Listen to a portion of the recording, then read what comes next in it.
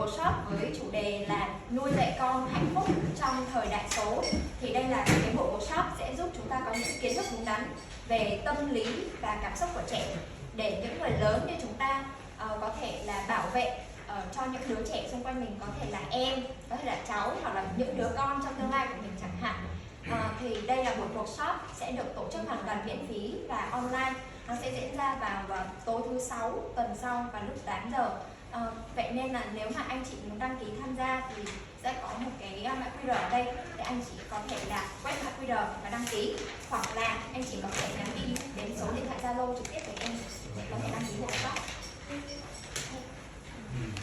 Và em xin giới thiệu thì đây là diễn giả của buổi workshop là anh thạc sĩ Nguyễn Trần Phước. Anh là mentor của em và cũng là một người anh mà em rất là quý. Anh đã có hơn 8 năm kinh nghiệm trong lĩnh vực giáo dục và tâm lý. Vậy nên là rất là khuyên mọi người nên đi nghe thử những cái chia sẻ của anh. Dạ. Mình phát thử mình cho mọi người nhé.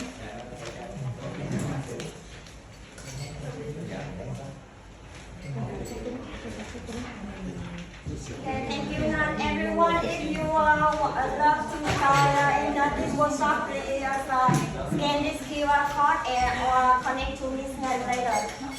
Mọi người nếu mà muốn tham gia workshop này có thể quét mã QR ở đây để đăng ký hoặc là liên hệ với lại anh.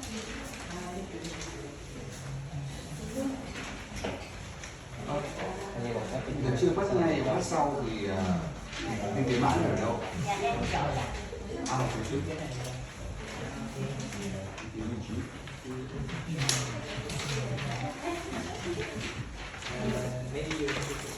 Bạn học mình tâm lý học.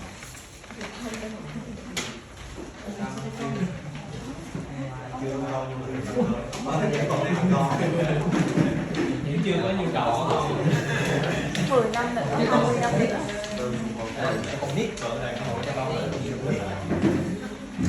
Okay, everyone.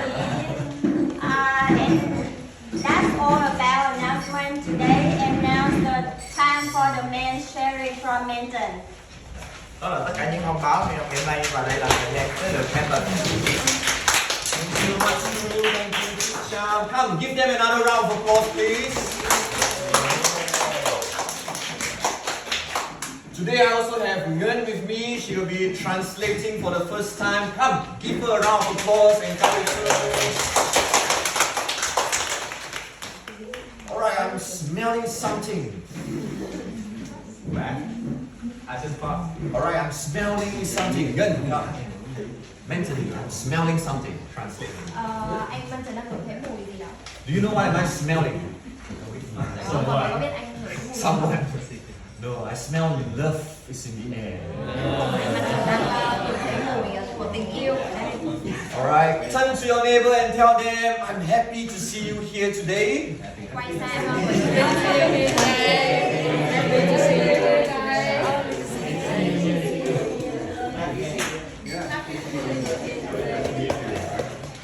Look to the person opposite.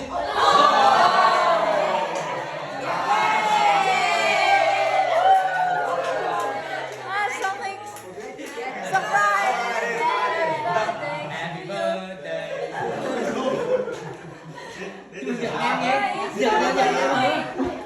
What does Bánh đâu rồi, bánh đâu?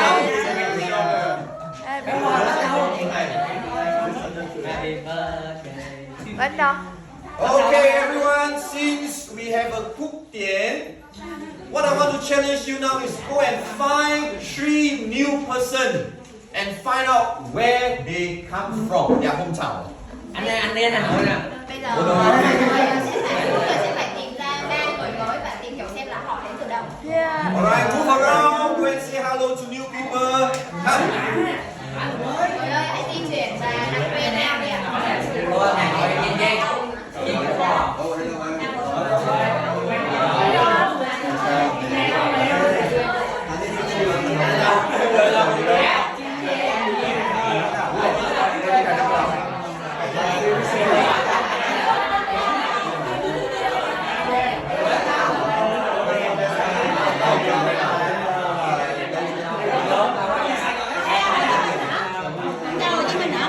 Nha Trang.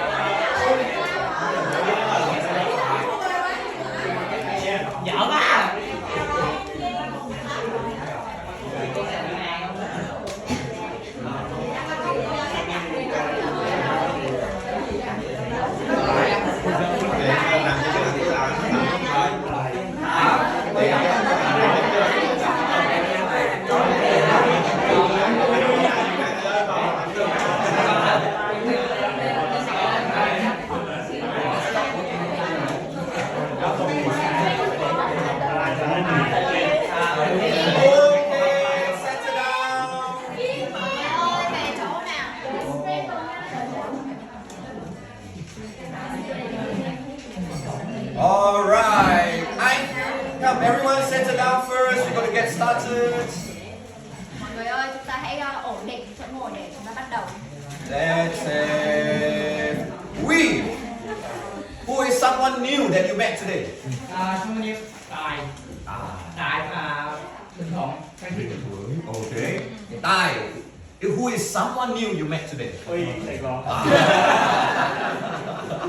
Anyone else? Còn ai nữa Chị không? Vân Đồng Nai. Chị Vân from Đồng Nai. Chị Vân, someone else that you met today? Dung Thái Bình. Kim Dung, Thái Bình. Kim Dung, someone new you met today? Dung, Hai Ninh. Hai Ninh. Dung, someone new you met today? Chung, where's Chung? Which Chung? Chung. Chị Chung, Sài Gòn. Chị Chung and someone new you met today? Dũng. No, I actually talked to Dũng and to Tài. Awesome. Okay, since we get the electricity bags, let's continue. Sau khi mất điện xong rồi bây giờ mình sẽ tiếp tục. Alright, I just want to bring to your attention before we go on to today's lesson. Point number 3 in your announcement. Please take a look at it. Bây giờ mọi người hãy nhìn vào tờ giấy và sẽ xem một số 3. Alright, 2 weeks from now, we're going to have an outdoor activity, and I need you to bring one special item. 2 weeks from now, we're going to have a special activity, and I need you to bring a special item. 2 tuần nữa thì chúng ta sẽ có một hoạt động đặc biệt và trong hoạt động này mọi người sẽ cần phải đem một đồ vật đặc biệt. Alright, this item is something that you feel, I don't like it or I don't use it anymore. Đồ vật này là cái đồ vật mọi người có thể không thích nữa hoặc là không sử dụng nữa. Bring it, we will do a exchange, and I will have some special program on that day. Và mọi người có thể đem cái vật đó đến cái ngày đó để mọi người có thể trao đổi với nhau. More details will be provided, but I want to just let you prepare in advance. Sau này sẽ có thêm thông tin về chương trình thì trước đấy mọi người hãy cứ chuẩn bị trước. Yep. Alright, today I'll be talking to you about blessing in disguise. Yes, Matsu, question. Can I bring more than one? Of course. Nếu là Ten. Muscle bring 10. nếu trái tim của Matsu có nhiều vấn đề muốn lấy nhiều điều cũng được. Alright. 20. Oh, if you have more, I welcome you. Alright, good question. If you have more than one items, you are welcome to bring more. Okay? Nếu như mọi người có nhiều hơn một vật thì mọi người cứ đem hết tất cả những cái gì của các bạn. But if nobody exchange with you, you got to bring it back home. Nếu như là không có ai trao đổi với mọi người thì mọi người đem về nhà. Okay, today's topic, blessing in disguise. Hôm nay chủ đề hôm nay sẽ là phước lành ngụy trang. Alright, last week I talked about how being objective or subjective can affect our views. Tuần trước thì anh Manton có nói về sự chủ quan và khách quan, cái sự tác động của chúng lên cái việc nhìn nhận mọi thứ của chúng ta. I also say how our names, how we label ourselves can actually affect our potential. Và anh cũng nói về cái cách mà chúng ta tự gắn nhãn cho bản thân mình có thể ảnh hưởng như thế nào đến. Alright, after that in one of our Zalo group, Mr. Anh Chung asked an interesting question. Ở trong group Zalo thì anh Trung có hỏi một câu hỏi rất thú vị. Alright, the words is very small here, and I cannot really understand his English. But in general, yep. Chữ khá là nhỏ, anh Manton không đọc được, nhưng mà nói chung là Alright, so he was saying, should we manipulate children? chúng ta có nên thao túng trẻ em hay không? Alright, give them awesome names, tell them fake story that they are the chosen one. Chúng ta có thể cho chúng những cái tên thật là tuyệt vời hay là kể cho chúng những câu chuyện giả tạo. Alright, tell them that their destiny is huge, they have big responsibility to fulfill in this world. Hay là chúng ta có thể nói cho chúng rằng chúng là những cái người có những cái trách nhiệm cao cả trong thế giới này. Those of you in the Void Zalo group 1, I think you can see the question he asked. Cái này thì ở trong group The Void 1. Yep. I wanted to ask Anh Chung, what is in your mind? Anyway, I'm not condemning him or finding fault. What was in your mind when you had this I question? saw in Islam world, some children they were manipulated by their older people. Only they need to fulfill their role to be thánh chiến, such a word to something like make them they feel themselves like a big responsibility to their role. So if we do the same thing to children, the children you're the great one, you'll be a big star in the future. Our family is from the skies and manipulate him when he was young, when he grew up with a mind to do lots of things.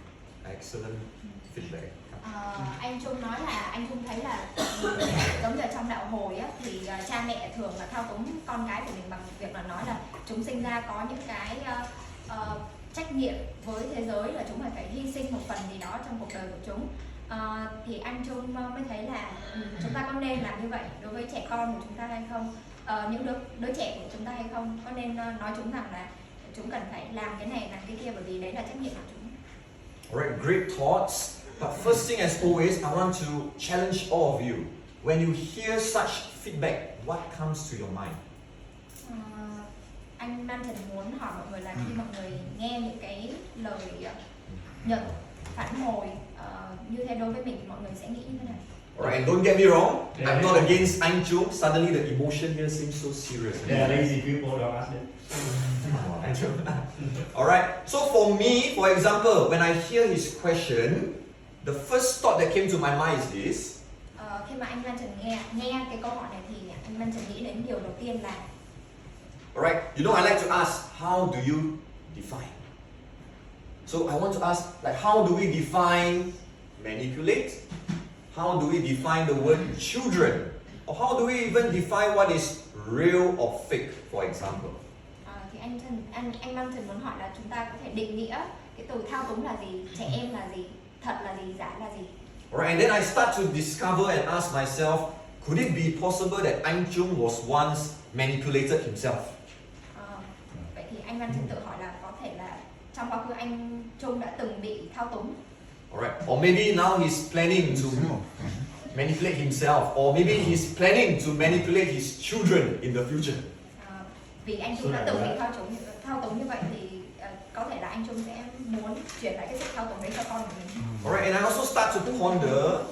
Và anh Manton cũng tự hỏi rằng When we say the word children, is children only for trẻ con, or are we also consider children? liệu cái từ trẻ con đấy có chỉ những đứa trẻ hay không, hay là những người như chúng ta? What do you think? Mọi người nghĩ sao? Do you still consider yourself as a children? Yes, sir. Mọi người còn nghĩ bản thân mình là một đứa trẻ hay không? Alright, think about that, because most of us, we might think that children is only for kindergarten, primary school. We are adults. Mọi người thường nghĩ là trẻ con thì là mẫu giáo, là học tiểu học. Okay, but in the eyes of your parents, I think even when we are old, we are still a children.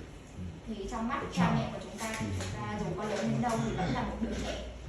So I love Anh Jung's question because it's not only talking about young kids that get manipulated, perhaps even adults like us can be manipulated. Bởi vậy anh Manton rất là thích câu hỏi của anh Trung, bởi vì không chỉ là đấy là những đứa trẻ bị thao túng mà còn là những người lớn của chúng ta cũng bị thao túng. Alright, and I like to bring to your attention this quote. It says, the way one speaks reflects the depth of their understanding. The way one asks questions reveal the nature of their thoughts. And actually it's from, sorry, there's a typo. Sorry. For the mouth speaks what the heart is full of. Anh Manton muốn mọi người chú ý đến câu nói là cách một người nói phản ánh chiều sâu về hiểu biết của họ. Cách họ đặt câu hỏi cho thấy bản chất suy nghĩ của họ, vì miệng nói ra đều đầy rẫy trong lòng. So I want to ask everyone, when you start to know about somebody's heart, what do you do with that information? Vậy anh Manton muốn hỏi mọi người là khi mọi người biết về một người nào đó thì mọi người sẽ làm gì với những cái thông tin mà mọi người biết được? Alright, because sometimes we know about that person, we use that information to condemn, to judge them. Vì đôi khi là khi mọi người biết những cái thông tin về một người nào đó thì mọi người có thể lợi dụng những thông tin đó để mà có thể phán xét hoặc là buộc tội họ. Or do we use that information to encourage, to support, to help them become better as a human being? Hay là mọi người sử dụng những thông tin đó để thực sự là giúp đỡ họ? Alright, so once again, Anh Trung, I love that question. Can we give Anh Trung a round of applause? Alright, Anh Trung always asks difficult questions that nobody dare to ask. Anh Trung luôn là người hỏi những câu hỏi khó mà ai dám trả lời. I think that's how CarlJung fall in love with him sometimes. Đó là lý do tại sao chị Dung yêu anh Trung. Alright. Anyway, that's just the boy one's joke. They are not a real couple. Okay. Đây chỉ là đùa thôi. Okay. So today I want to talk to you about three things in particular. Hôm nay anh Văn Trần muốn nói về 3 điều. Alright, we talk about faith, we talk about manifestation, we talk about manipulation. Đó là đức tin, sự hiện thực hóa và cuối cùng là sự thao túng. Okay, and that is actually your first question for today. Và đó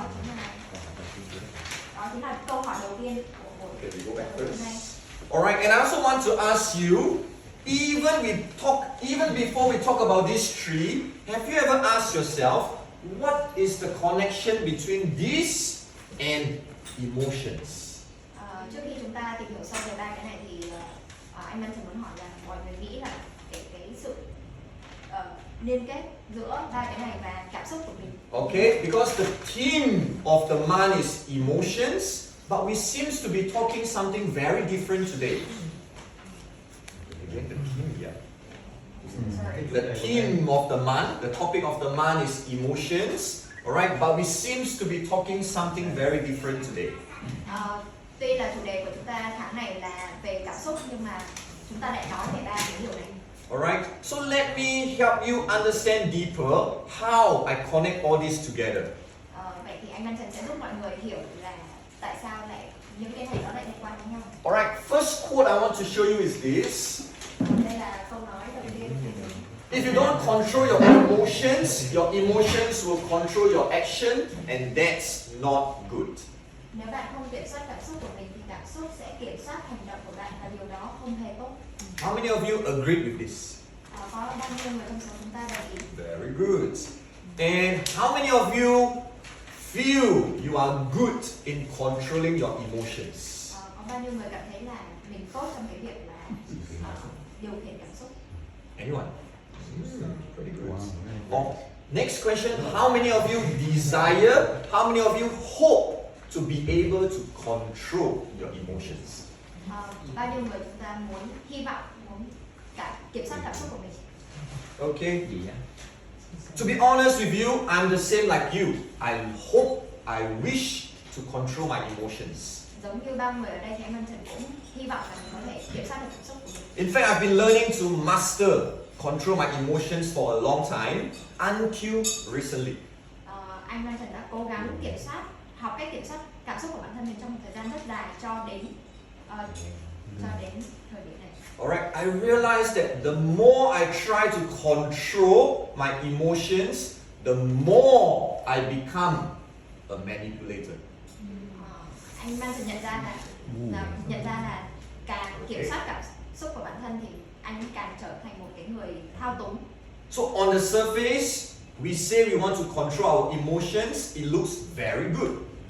Trên bề mặt thì mình nói là mình kiểm soát được cảm xúc bản thân thì nghe có vẻ là một điều tốt. But on the other hand, the more I control, the easier it is for me to lose control. Một mặt khác thì mình càng kiểm soát thì nó lại càng dễ mất kiểm soát. So now if I were to ask you, is being a manipulator good or bad? How many of you think being a manipulator is good? Bao nhiêu ở đây nghĩ là trở thành một cái người thao túng là sẽ là tốt? Look at this. Alright, how many of you think being a manipulator is bad? Không tốt. Bao nhiêu người nghĩ là điều đó là sẽ là xấu? How many of you now start to become confused? Bao nhiêu người ở đây vẫn chưa biết chọn cái nào? Okay, so again, before you decide whether something is good or bad, you need to find out the definition. Trước khi mình quyết định là cái gì tốt hay là cái gì xấu thì mình phải định nghĩa được nó. Okay, the slides is a bit small with the wordings, but for again, those who need help, use your phone to zoom in. Ai mà không có nhìn được chữ nhỏ quá thì dùng điện thoại để phóng to nữa. Manipulator is divided into two parts. Người thao túng sẽ được chia ra làm hai phần. Alright, if you look at it from a social psychological perspective, it is not good. Từ góc nhìn xã hội tâm lý thì người đó là không tốt. Alright, it's a person who control people to their own advantage, often using unfair or dishonest method. You have the definition there. Người đó sẽ là một người kiểm soát người khác vì lợi ích của bản thân và thường là không công bằng hoặc là không trung thực. Alright, second meaning is where we look at it from a skill, a technical perspective. Cái thứ hai là mình sẽ nhìn nó ở ngữ cảnh kỹ thuật về kỹ năng. Alright, it simply says it's someone who can control something skillfully in a good way. Thì đó là một người có thể điều khiển hoặc kiểm soát điều gì đó một cách thành thạo. Alright, I want to bring to your attention the first part. It says control people. Về mục đầu tiên thì nó nói là kiểm soát người khác. Many of times we think people means controlling others, that we forget we ourselves is also a human being. Đôi khi mình nghĩ là cái việc kiểm soát người khác. Alright, so when we try to control our emotions, we are actually trying to control ourselves too. Khi mà chúng ta cố gắng kiểm soát cảm xúc của bản thân thì có nghĩa là chúng ta cũng đang kiểm soát bản thân. Okay? So I'd like to ask this question now to you. Are we a manipulator of our own emotions? Anh Văn sẽ muốn hỏi là chúng ta có phải là kẻ thao túng cảm xúc của chính mình hay không? How many of you feel, yes, I am manipulating my own emotions? Ai đồng ý với câu nói này? Can understand? Alright. How many of you feel, no, I'm not trying to manipulate my emotions? Bao nhiêu người sẽ trả lời là không? How many of you feel, sometimes I manipulate, sometimes I learn to let go? Bao nhiêu người nghĩ là đôi khi mình thao túng, còn đôi khi mình thích buông thả. Okay. So what I'm trying to tell you here is that first step today. The lights goes off. Yeah. The first step today. Wow, I feel like a superstar now. Yeah. First step today I want you to understand is we are all manipulators of our emotions. Bước đầu tiên của chúng ta, bước đầu tiên hôm nay đó chính là chúng ta là những người kiểm soát cảm xúc. Alright. For example, many of us will ask questions such as, or we will have questions such as, I want to be happy. Và sẽ có nhiều người nói rằng là tôi muốn được hạnh phúc. Alright. I never hear someone say, I want to be sad, or I want to be gratitude. I want to be compassionate. We are always saying, I want to be happy. Nhưng mà anh Văn Trần chưa bao giờ nghe mọi người nói là tôi muốn buồn, tôi muốn biết ơn, mà chúng ta luôn đòi hỏi là tôi muốn hạnh phúc. Okay, and because of this word happiness, it has caused many of us to betray ourselves. Bởi vì cái chữ hạnh phúc này mà nhiều người trong chúng ta phản bội chính bản thân mình. For example, some of you say, I want to be happy, so I take drugs. Nhiều người nói rằng là vì tôi muốn hạnh phúc cho nên là tôi chơi thuốc. Alright. I want to be happy, so I do whatever I want. Vì tôi muốn hạnh phúc cho nên tôi muốn làm tất cả những gì làm cho tôi hạnh phúc. Alright. I want to be happy, so I ignore others' feelings. I don't care what other people think. Vì tôi muốn hạnh phúc cho nên tôi không quan tâm đến những cảm xúc khác và tôi không quan tâm người khác nghĩ gì về mình. So can you see the connection on how we have become manipulator for our own emotions? Và mọi người có thấy là đấy chính là cái cách mà chúng ta trở thành những kẻ thao túng chính cảm xúc của mình. Alright, and actually we have neglected many other emotions of our life. Và thực ra là chúng ta đã bỏ mặc rất là nhiều những cảm xúc khác trong cuộc sống của chúng ta. In a way, if emotions are all your children, you are very biased. Theo cái cách là nếu như mà cảm xúc được coi là những đứa trẻ của chúng ta. Alright, you choose happiness instead of any other children. Chúng ta sẽ chỉ chọn một đứa nhóc có tên là hạnh phúc và bỏ mặc tất cả những đứa nhóc còn lại. Alright, so do you think that is fair to your other emotions? Mọi người có nghĩ đó là công bằng cho tất cả những cảm xúc khác của chúng ta hay không?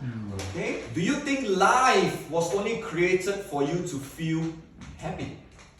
Các bạn có nghĩ là cuộc sống được tạo ra là nhằm để giúp cho bạn hạnh phúc hay không? Alright, and I like to say this, as long as you choose to be happy, you will never be yourself. Anh Văn Trần muốn nói là khi mà mình chọn để trở thành một người hạnh phúc thì mình sẽ không bao giờ được là chính mình. Again, as long as you choose to be happy, you will never be yourself. Khi mà mình chọn trở thành một người hạnh phúc thì mình sẽ không bao giờ được là chính bản thân mình. Why I say this is because in order to be you, you need to be able to embrace and accept all different emotions in your life. Để trở thành chính bản thân mình thì chúng ta sẽ cần phải chấp nhận tất cả những khía cạnh và những cảm xúc. So far, are you following me? Yes. Mọi người có hiểu những gì anh Văn Trần nói không? Any questions before I go further? Có ai có câu hỏi gì không? Not yet, right? Pretty alright? Okay, I keep going. Go ahead. Yes, anh Trung. If we try to take on the emotion, then why would someone want to quick stop depression? Question again. Nếu mà mình mong muốn có tất cả các loại cảm xúc thì tại sao những người bị trầm cảm lại muốn chữa bệnh làm gì? You are saying that because you want to, if we want to accept all our emotions, why do we want to escape depression, right? Yeah, right. Okay, then my question to you is, what is depression? Trầm cảm là gì? Alright, I explained before for all my newcomers, depression simply means depress your emotions. Trầm cảm có nghĩa là kìm nén cảm xúc của mình. Okay? In fact, many of us who are depressed, we always want to focus on being happy only. Những cái người mà muốn trốn tránh cái sự trầm cảm thì luôn muốn hạnh phúc. Okay? We are unable to open up all our different emotions. Chúng ta không thể nào mà mở lòng và thể hiện tất cả những cái cảm xúc của bản thân mình. Those of you who know my story, I was suffering from major depression.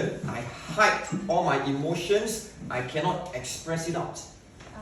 Như mọi người đã biết thì anh Văn Trần từng trải qua một cái đợt trầm cảm rất là lớn. Anh đã từng đè nén tất cả những cảm xúc của mình xuống. Okay, and because of depression, I became emotionally numb.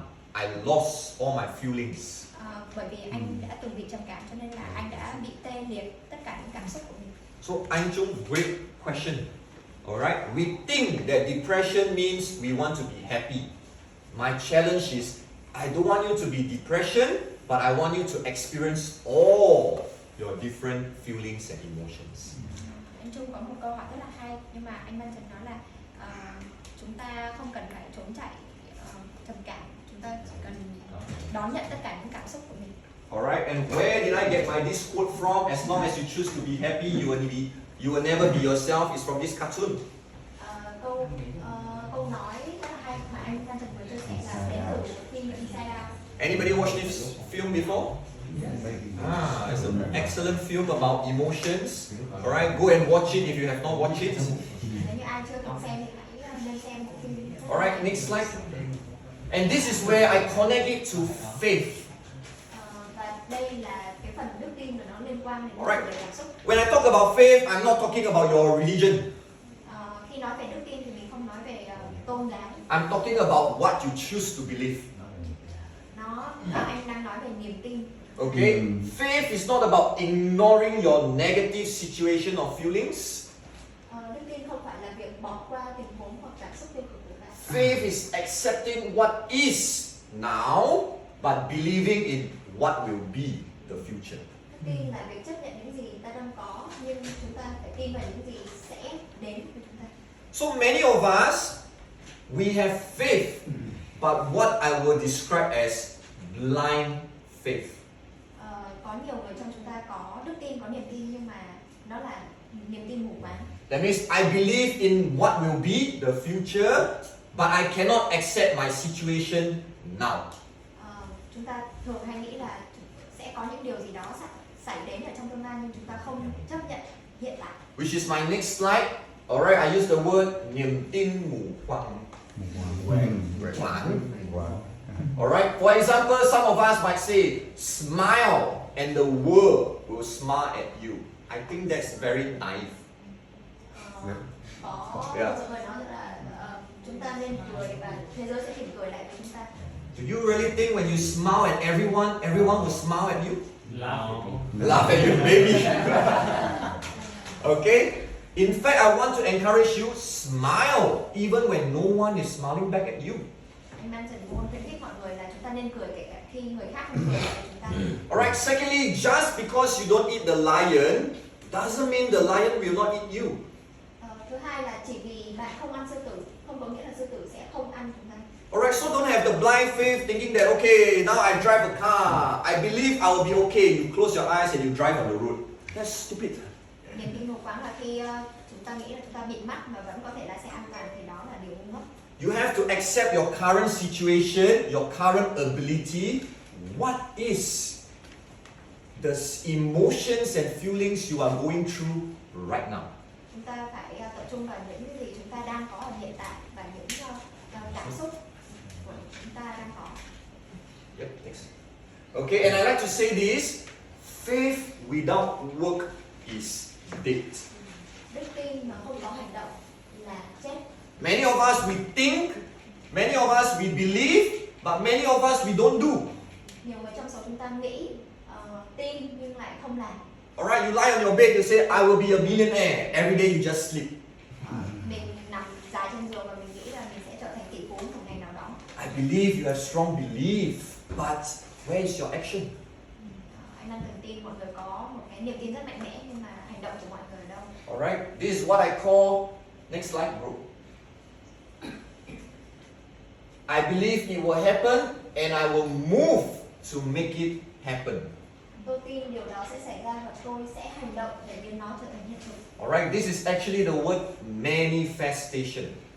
Đây thực ra là một cái từ gọi là hiện thực hóa. Okay, I'm shifting from faith to manifestation now.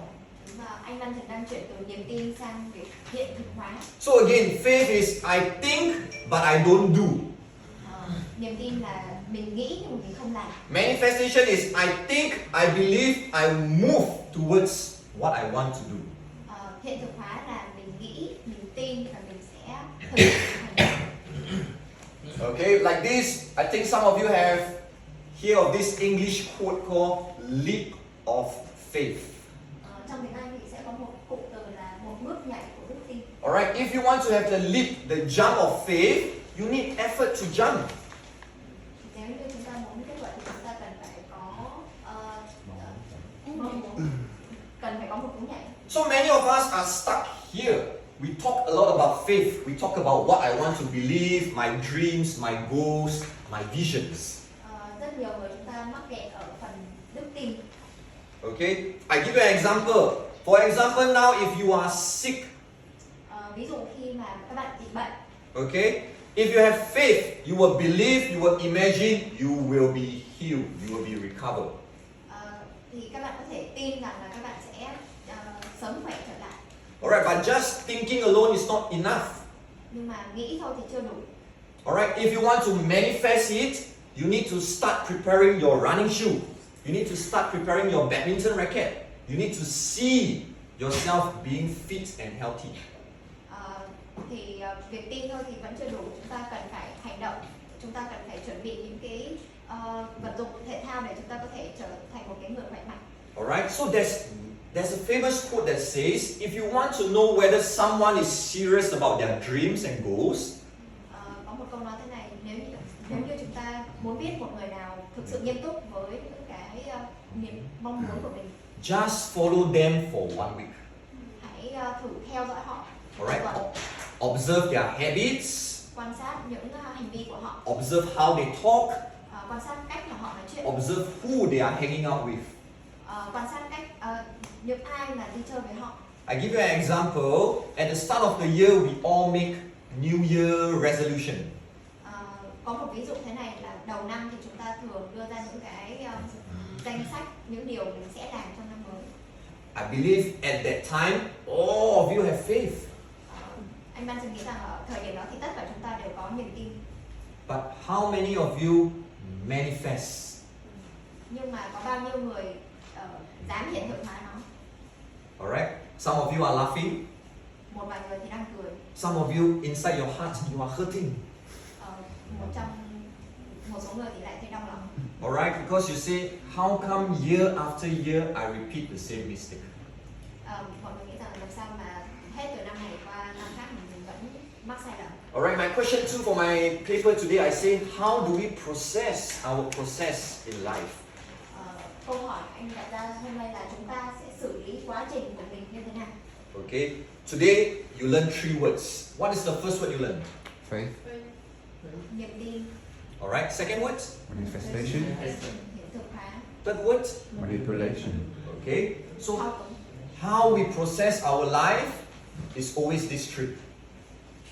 Cách mà chúng ta xử lý quá trình của chúng ta sẽ thông qua ba cái này. Either you have faith, alright, you believe what will happen, but you don't do. Kể cả khi bạn có niềm tin hoặc là có niềm tin nhưng lại không làm. Alright, or you manifest it, you work towards it. Chúng ta hiện thực hóa nó. Or number 3, our favorite, we manipulate it. Hay là chúng ta thao túng nó. For example, when things don't go our way, we give excuses, we blame others, we blame the weather, we blame our mother, father, everyone else but myself. Ví dụ như là mọi chuyện không thành thì chúng ta thường đổ lỗi cho những cái điều kiện xung quanh, như là thời tiết, bố mẹ chúng ta, bạn bè chúng ta. Okay? I want you to watch this simple video. It's just a very short 1-2 minutes. And let's see what happens inside there. Chúng ta xem một video và xem điều gì sẽ xảy ra.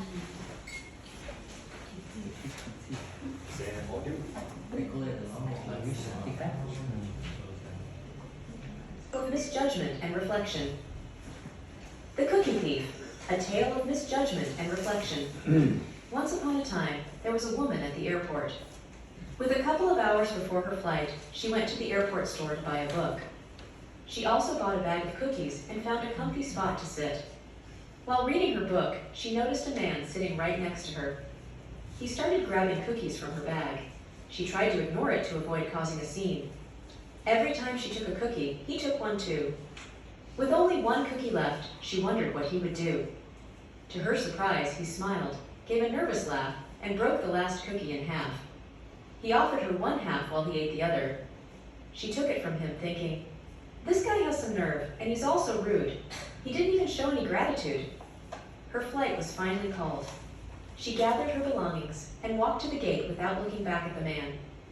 On the plane, she sat down and took her book from her bag. To her surprise, she found her bag of cookies in her bag. Feeling really sorry, she thought, if my cookies are here, then those cookies were his, and he shared them with me. It's too late to apologize. She realized that she was the rude one and the thief. Can you understand this short story? Yes. Có hiểu không ạ? Alright, I just summarize it. Alright, imagine I have a bag of cookies. Thử tưởng tượng là anh Benson có một cái túi bánh quy. Alright, I was so busy, I buy the cookies. Actually, I put inside my bag, but I forgot about it. Anh thì bận quá, anh mua nhưng mà anh lại không nhớ là anh đã bỏ vào túi. Alright, I sit down beside Nguyen. I notice there's a bag of cookies which I thought is mine. Anh ngồi cạnh em và anh cũng tưởng là cái túi của em là một cái túi bánh quy của anh. So without thinking it's her cookies, I took it and I eat it. Anh nghĩ là bánh đó là của anh cho nên là anh đã lấy ăn. Alright, and when Nguyen take that cookie and eat, I started to get angry at her. Và khi mà em lấy cái bánh từ trong giỏ của em thì anh lại giận em. Alright, I think Nguyen is very rude. This is my cookies. She take my cookies to eat. Anh Benson nghĩ là em chính là kẻ lấy cắp bánh quy của anh. Alright, so as I take, she took half, I took half, and I left this place. Và cứ như thế thì mỗi người ăn một nửa của cái túi bánh quy đó và anh Benson rời ra khỏi chỗ. Alright, even though this person, Nguyen, was very polite to me, I felt this person is a bad person. Kể cả khi em rất là lịch sự khi chia sẻ bánh quy cho anh ấy nhưng mà anh ấy nghĩ em là một người bất lịch sự. Only when I go back, I realized inside my bag there is my own cookie. chỉ khi anh ấy quay lại chỗ sân bay thì anh mới biết là cái túi bánh quy của anh vẫn còn trong túi. So why I share this story is because many times we manipulate in our mind thinking that people is the bad one. Bởi vì có rất là nhiều người trong số chúng ta thường suy nghĩ là mọi người xung quanh chúng ta là người xấu. Alright. In fact, sometimes what people treat to us, they are already very nice without us knowing. Nhưng mà đôi khi mọi người thường là đối xử chúng ta rất là tốt mà chúng ta không biết. Okay. Same like when you come to the void, you might see every one of us here look very happy. Khi mà chúng ta đến The Void thì chúng ta có thể thấy là mọi người đều rất là vui vẻ. What if I tell you almost 99% of you here have a very sad story behind in your life? Nhưng mà chúng ta đều không biết rằng là khoảng 99% người ở đây đều có những câu chuyện buồn đằng sau. Alright, but you think my life is the worst. All of you, your life is so blessed and so happy. Và chúng ta lại nghĩ rằng cuộc đời tôi mới là khổ, còn cuộc đời của mọi người thì rất là vui vẻ sung sướng. Okay, we go back to my slides. So once again, 3 ways to summarize it. For those of you who want to take note, you can take notes. Cuối cùng là chúng ta sẽ tổng kết lại 3 cách. Alright, I've already briefed the first two. I just want to explain a little bit more about manipulation. Anh đã nói về 2 cái đầu rồi, bây giờ anh sẽ giải thích thêm về cái số 3. Okay, manipulation is when I don't accept what is and I try to control what will be on my terms. Sự ta vốn là tôi không chấp nhận hiện tại và tôi có cố kiểm soát tương lai theo ý của mình. I'll be the first to raise my hand. I am a bad manipulator. Anh ấy sẽ tự nhận mình là một người rất là tệ trong cái khoản thao túng. Those who know me, I share a lot. I say I'm very arrogant when I was young. I love to control people's life, people's decision. Hồi trẻ thì anh Lan Trần đã là một người rất là kiêu ngạo và anh muốn kiểm soát tất cả mọi người xung quanh em. Alright, when things don't go my way, I feel so angry, so frustrated. Khi mọi người diễn ra không theo ý của anh thì anh đã cảm thấy rất là tức giận. Because I think I'm the smartest. I don't care about what you feel. I feel my way is the best. Tại vì anh đã từng nghĩ rằng anh là người thông minh nhất và anh không quan tâm đến người khác. Alright, so sometimes that is true. My method may be better than others. Đôi khi điều đó là đúng, là khi mà cách của anh ấy lại tốt hơn cách của những người khác. But I became very lonely. I lost so many friends because nobody want to work with me. Nhưng mà đổi lại thì anh đã mất rất là nhiều mối quan hệ và bạn bè và không ai muốn kết thân với anh. That's why I share with you what is more important, teamwork or getting the result individually. Vậy nên anh muốn hỏi mọi người là làm việc theo nhóm thì tốt quan trọng hơn hay là làm việc một mình mà có kết quả quan trọng hơn? Alright, now I'm okay to get the work done. I don't need to score A. If I see my team happy, we grow together, I'm happy too. Có thể là khi mà mọi người đều cùng cố gắng làm thì mặc dù không có kết quả cao nhưng mà anh vẫn rất hạnh phúc. In the past, I don't care about what you do, make sure I get an A+. Trong quá khứ thì anh từng nghĩ rằng là anh không quan tâm mọi người làm gì, chỉ cần có kết quả tốt là được. Okay, so again, I want to talk about Inside Out. You look at all these different characters. Về bộ phim Inside Out thì mọi người hãy nhìn vào tất cả những nhân vật trong bộ phim này. I say again, imagine all these emotions as your children. Trẻ con. Hãy tưởng tượng là những cảm xúc này là những đứa con của mình. Alright? One of the wrong thing we all do is we label them as good or bad children.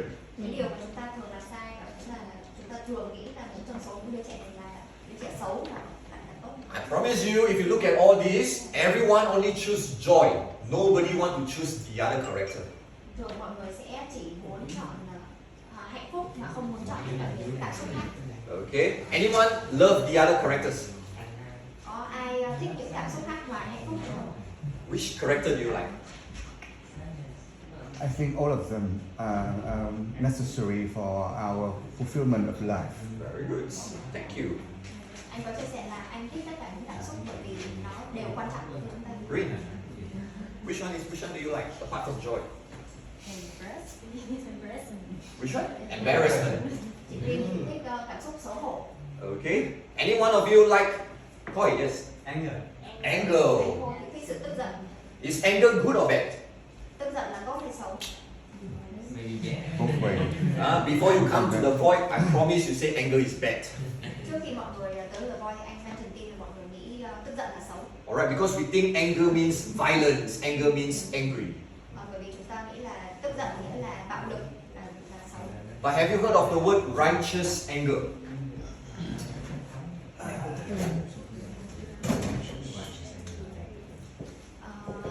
Hay mọi người đã từng nghĩ tới cái từ righteous anger nghĩa là đáng tức giận. Alright, righteous anger means you tức giận công chính, like justice, is it? No. Yeah. Công chính là justice. Chính, Yeah. Sự giận dữ chính đáng. giận dữ chính đáng. Let me explain. Righteous anger means when I see somebody doing wrong thing, I feel angry. I say this is not right. Khi mà anh Manson thấy người ta làm sai thì anh tức giận, nghĩ là người này không làm đúng. Same like anxiety. Most of us think anxiety is not good. Giống như là lo âu thì mọi người đều nghĩ là lo âu là không tốt. What is anxiety? Anxiety is actually you being worried, you caring, but it becomes too much. Lo âu nghĩa là việc chúng ta lo lắng quá mức. Okay, so my challenge for you today is how can we direct all these emotions to grow in a healthy way? Thử thách của anh Manson đặt ra hôm nay là làm sao để chúng ta có thể biến những cái cảm xúc. How can we use these emotions in the right situation instead of always controlling and labeling them?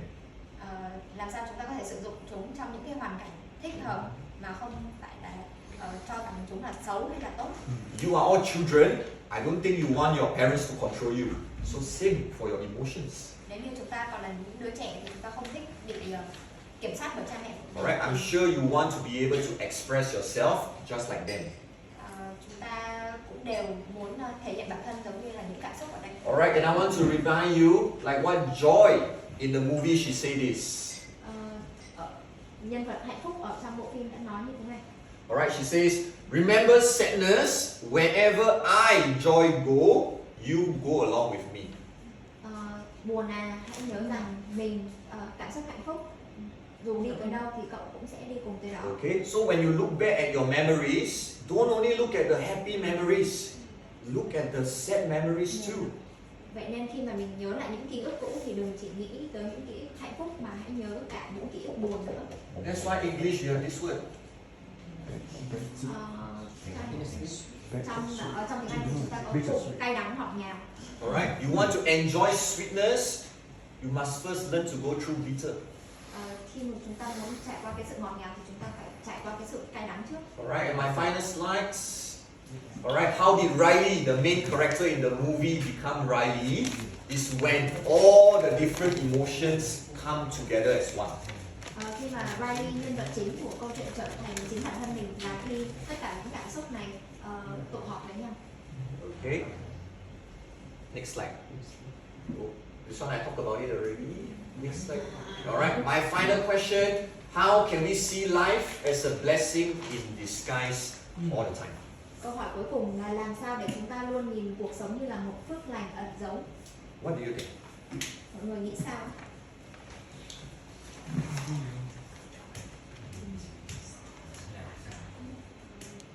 I have the answer to Yes, myself. Yes. Yeah, just briefly. I didn't have much time to think about it, Yes, but yes. I think for life it's a big question, and if we want to have to see it as a blessing, you know, in the chaos, something like that, then we need to understand life, understand ourselves, understand the principles underlying. So you can see that, you know, happiness alongside with sadness, success alongside with failure, things like that, and we accept them, and we learn how to, we have a direction to drive ourselves and the orientation towards the happiness. Thank you for sharing. Anh nghĩ rằng là cái câu hỏi này là một câu hỏi lớn, và để giải quyết được thì chúng ta cần phải hiểu cái nguyên tắc, những cái quy luật vận hành của cuộc sống.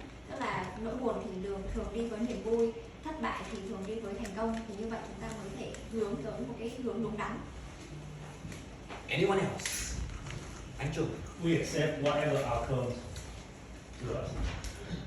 Anh Trung thì nói rằng là chúng ta chấp nhận tất cả những cái kết quả dù tốt hay xấu. Thank you. Give me a moment here. I saw your hand. Em nghĩ là mình giữ thái độ là tất cả những cái gì mà xảy ra trong đời sống này thì đều có lý do của nó. Không cần gì. Thank you, Hiền.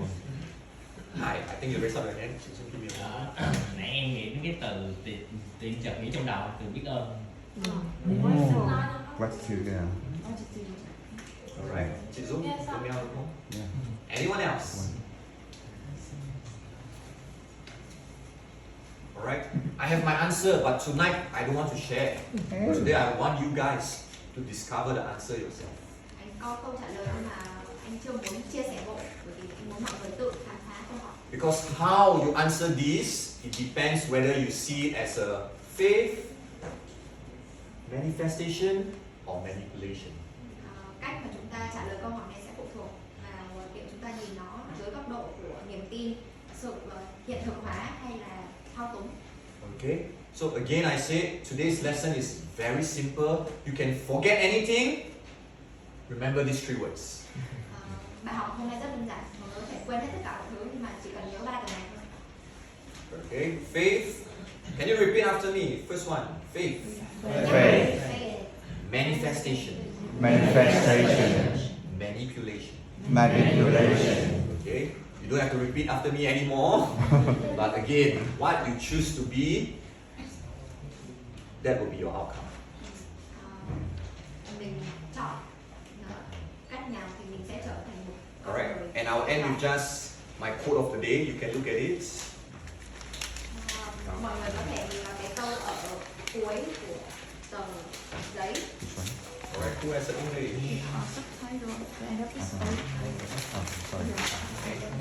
Hi, can you read for me my quote of the day? Tiếng Việt trích dẫn của ngày hôm nay. Tôi không phải những gì cuộc sống định hình tôi là người mà tôi chọn để trở thành CarlJung. Okay. Always remember we are called human being. We are not called human feeling. Cái nào khác biệt nhiều quá. Chúng ta được gọi là một loài, chúng ta được gọi là loài người chứ không được gọi là cảm xúc, loài cảm xúc. Alright. You can feel many different emotions, but you don't need to be that emotion. Chúng ta có thể cảm nhận nhiều cảm xúc khác nhau nhưng mà chúng ta không phải là những cảm xúc. But a lot of us, we exchange, we swap it. Nhưng mà nhiều người chúng ta thì thường hay nhầm lẫn giữa hai điều đó. I feel sad, I choose to be sad. Khi mình cảm thấy buồn thì mình trở thành cái nỗi buồn. I feel angry, I be angry. Khi mình cảm thấy tức giận mình trở thành sự tức giận. But actually life is, I can feel angry, but I choose to be peaceful. Nhưng cuộc đời là khi chúng ta cảm thấy tức giận nhưng chúng ta chọn để trở nên bình thản. I feel sleepy, but I choose to focus. Tôi cảm thấy buồn ngủ nhưng mà tôi lựa chọn để trở nên tập trung. That's all I have today. Questions? Mọi người có câu hỏi gì không? Who's CarlJung? Grateful. It's quite Sự well biết done. ơn, lòng biết ơn có phải là ở bên manipulation? Lòng biết ơn có phải là manipulation không? Chị cảm thấy như thế nào? Thấy nó hơi giống giống. In what way chị share? Chia sẻ cảm xúc của chị. Thì em thấy hơi giống giống, có nghĩa là mình tập cho mình một cái tính gì đó để mà mình control nó. Alright, think about it. What is gratitude? Lòng biết ơn là gratitude. Gratitude is simply saying that what I have, I find the goodness in it to give thanks. Okay. For example, I might meet an accident, but I can still give thanks about accident. I can say it's a blessing in disguise. Ví dụ cho lòng biết ơn là khi mình gặp tai nạn nhưng mà mình vẫn biết ơn vì mình đã trải qua cái vụ tai nạn đó thì đó gọi là phước lành ẩn giấu. But many of us, we only give thanks, we only give gratitude when we feel that incident is a good incident. Nhưng mà nhiều người chúng ta thì thường chỉ biết ơn khi mà cái tai nạn đó nó lại tốt cho chúng ta. Alright, for example, if on the way here it was raining heavily, how many of you will really give thanks for the rain? Ví dụ như là hôm nay trên đường tới đây thì trời mưa thì có bao nhiêu người trong số chúng ta nghĩ là nó là một cái điều tốt. Alright, that's manipulation. You believe raining is bad, bad experience for me.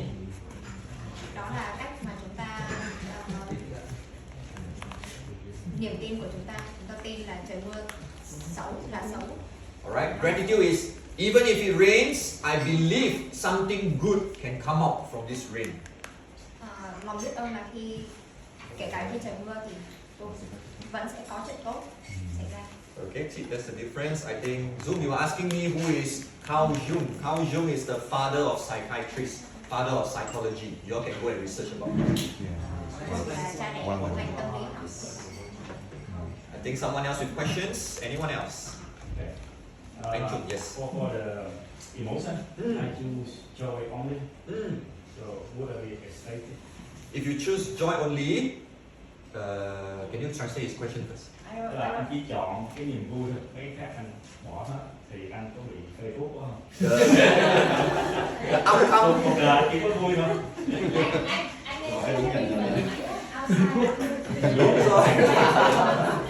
Alright, anh Trung, you watch the film, you will know the outcome. Alright, the show is called Inside Out.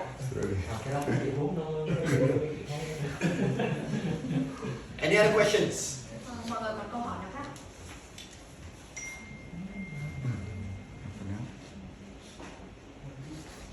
Hải, Sao chấp nhận được cảm xúc mà mình ghét? sao chấp nhận được cảm xúc?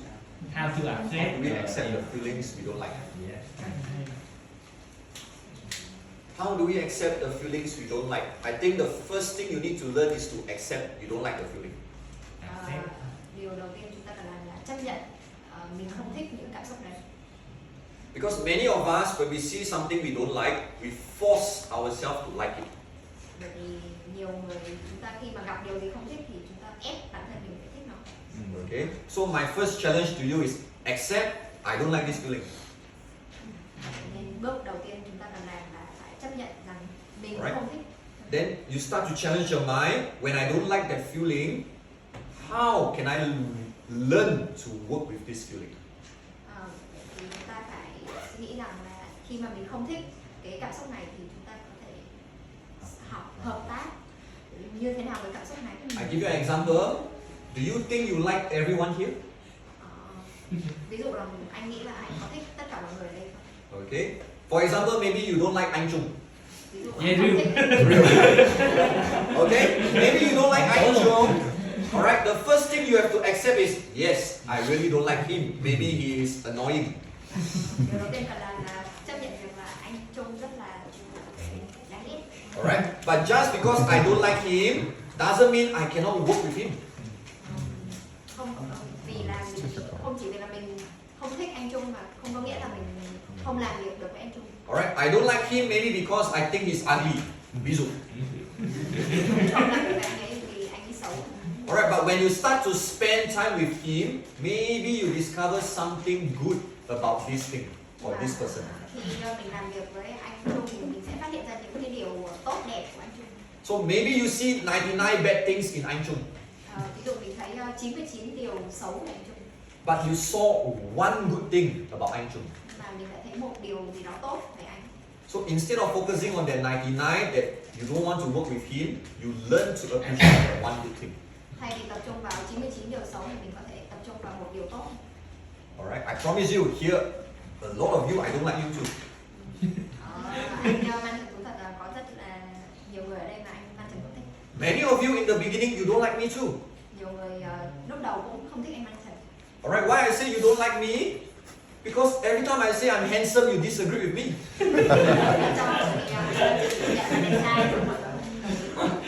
Alright, I say I'm tall. Some of you say because I wear high heels. Anh nói anh cao nhưng mà mình nghĩ là anh đi giày. Alright, this is just a joke, but I hope you understand my example. Cái này là đùa, ví dụ. Alright, same. The one you love, I promise you, there will be things you don't like about them. Giống như người mà chúng ta yêu thương thì chắc chắn có những điều mà mình không thích về những người đó. Okay, so learn to focus on their good, alright, and rather than focus on their negative. Cho nên chúng ta cần học cách tập trung vào những điểm tốt thay vì những điểm xấu của họ. 9:15 already. One final question. If not, I close. Yes, yes. Em biết là mình có nhiều cảm xúc là không chỉ là vui buồn này kia, nhưng mà anh nghĩ sao về cảm xúc sợ hãi? Cảm xúc sợ hãi, fear. Very good. My Ý là question. mình sợ là mình hay ám thẳng cái này là cái kia, mình cứ sợ. What is the Nên không hiểu? phải sợ đó. What is the opposite of fear? Lúc nãy sợ Cảm xúc trái ngược của nỗi sợ là gì? Dare. Something there. dũng cảm. Alright, personally, I think the opposite of fear is faith. Faith. Fear versus faith. Nên mình nghĩ là từ trái ngược với nỗi sợ đó chính là niềm tin. To have fear, you must put your faith in that fear. Để là sợ thì chúng ta phải đặt niềm tin vào nỗi sợ. You need to believe you are afraid. Chúng ta phải tin rằng chúng ta sợ. Alright? I give you an example. When we are young, I say this a lot of time. We only know two fears. Khi mà chúng ta còn nhỏ thì chúng ta sẽ có hai nỗi sợ lớn nhất. What is the fear? Anyone remember? Fear of heights. Not fear of heights, but very close. Ghost. Parents. You don't have parents, maybe. Ghost. Some of us. Sorry. Ghost. No. Hungry. Hungry. No. Teacher. Abandoned? No. Teacher. No. No. Alright, come on. You fear of falling. Hai có nỗi sợ về Alright, rơi. two fears. First fear, you fear of fall, ngã. Chúng ta sợ bị ngã. Second fear, you fear of loud noise. Nỗi sợ thứ hai là sợ tiếng ồn lớn. Every other fear is being taught by society. Những nỗi sợ khác là chúng ta được học bởi xã hội. Recently, they did an experiment. They take parents with their baby to play with snakes. Ở một nghiên cứu khoa học gần đây thì người ta cho đứa trẻ cùng với ba mẹ chơi cùng với rắn. You know who fear? Ai là người sợ? Parents. It's not the kid. The kids were enjoying. They're touching, they play with the snakes. The parents is the one who tell the kids, don't touch the snake. Thì cha mẹ mới là người sợ đàn rắn và bảo con là đừng chơi với rắn, trong khi con vẫn chơi với rắn bình thường. So whatever fear you have today comes from society or your parents. Tất cả những cái nỗi sợ mà chúng ta có ngày nay thì đều đến từ xã hội và Or cha your, mẹ của mình, or your environment, your culture. hoặc là môi trường, hoặc là văn hóa của mình. And ultimately, faith comes from hearing. Fear also comes from hearing. Cuối cùng thì niềm tin đến từ việc nghe và nỗi sợ cũng đến từ việc nghe. That's why you look at the word fear. There's this word. Bởi vì có từ nghĩa là tai ở trong cái từ nỗi sợ. Alright, and I keep saying, whatever you do, use your heart. Why? Because in between your heart there is the ear too. Bất kể chúng ta làm cái gì, chúng ta cũng phải làm với trái tim, bởi vì trong đó có cái từ ear nghĩa là The power of coming to the void is we put faith in you rather than we put fear in you. sức mạnh của the void là ở đây mọi người Tin. đưa trao tặng niềm tin. Alright, but sorry, I'm not here to teach you law of attraction. Wow, you are handsome, handsome, handsome. Or you attract all the good thoughts only. No. Ở đây thì tôi không Luật hấp dẫn. người Alright, I'm not here to teach you about law of attraction. Law of attraction, ignore reality. Ignore your bad things. I don't like that. lực hấp dẫn thì anh không quan tâm. Alright, I don't care about the reality. Thực tế. Alright, I want you to focus your reality, but learn to grow through your reality. Is that okay? Go like that. Chúng ta muốn mọi người học xung quanh tất cả. Alright. I think that's all for today. I know some of you have many more questions. Keep it for next week or same in our Zalo group like what anh Chung did. You can ask us questions there. Nếu mọi người còn câu hỏi gì thì mọi người có thể nhắn trên group Zalo. Alright, give yourself a round of applause. Thank you very much. Let's go around, give each other a hug or a high five, and then we take a group picture. Thank you.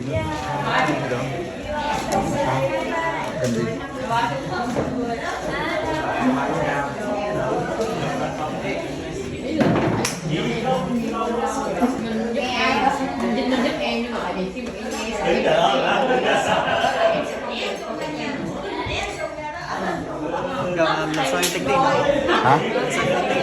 Có chứ, đi vui mà. Thấy chưa? Mấy người nói được gì anh? Có một người đang tốt mà.